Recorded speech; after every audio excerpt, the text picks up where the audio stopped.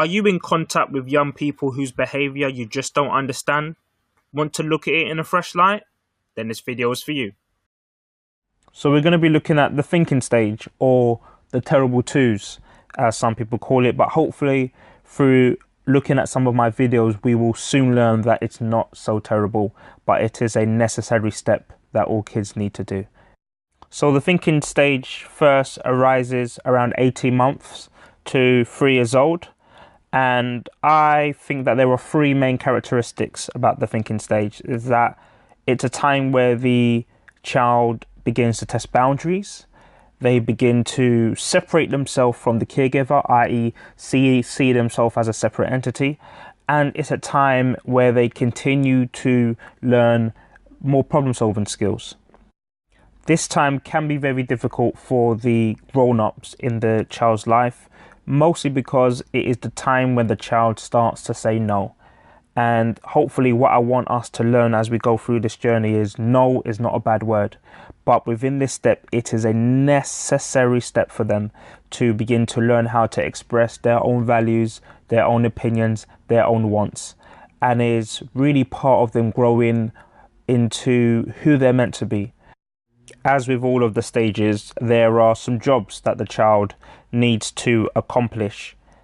So some of the tasks the child needs to accomplish is they need to learn to separate themselves from the caregiver without losing security. So the child needs to know that if they have a different opinion, if they separate from you mentally, that there is a safe place for them to return to. It's also a time where the child needs to learn how to express anger and all other feelings, which in our next video I'm really going to touch upon, as this was a really important thing for me to learn with my son and my daughters. The child is also going to be learning how to think and solve problems with cause and effect. So this is a time where the child is going to be learning that if they do A, then B is the outcome.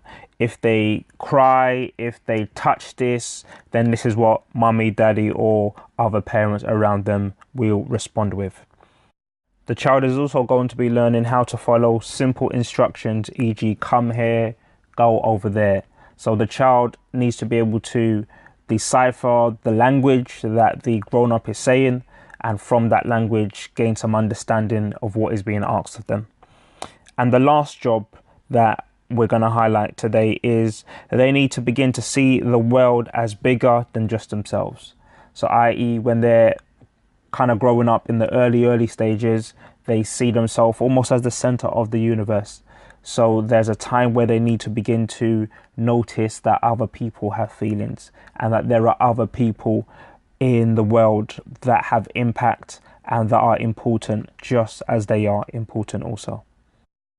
So there are 4 behaviours that I want us to look at, which may be indicators of a difficulty within the area of the thinking stage.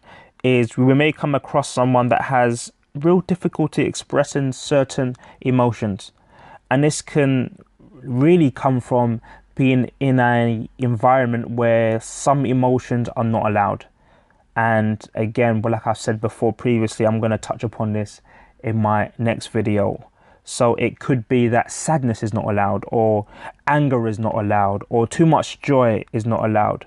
And from these injunctions, it can cause a lot of confusion and difficulties within the young person's emotional literacy.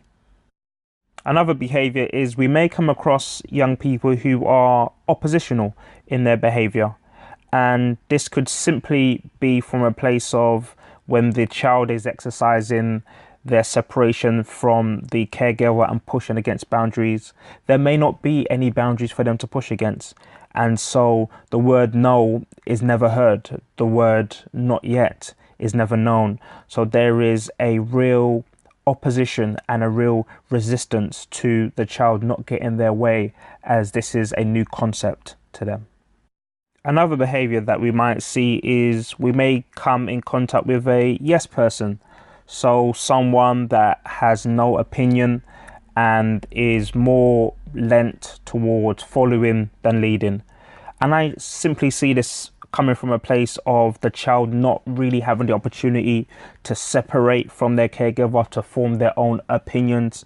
So in later life, it is more easier and much more convenient to just go with the flow, as they have never had the opportunity to formulate their own views and sometimes go against the grain.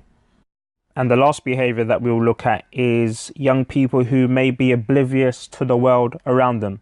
So not noticing how their behavior impacts on other people, not noticing the emotions of other people, just really almost living in a bubble. And this can sometimes occur when the older people in the child's life really make the child feel as though they are the center of the universe and that they are the most important thing. And this can have a negative effect on the child's view of the world. So there you have it, guys. We've looked at the job of the child within the thinking stage and 4 behaviors that we might observe, which can be an indication that a child is having some difficulty within this area. In our next video, we're going to be looking at some strategies that anyone can use to really help young people who may be displaying these type of behaviors. So yeah, there it is, guys. If you've liked this video, please like, please share, please leave a comment.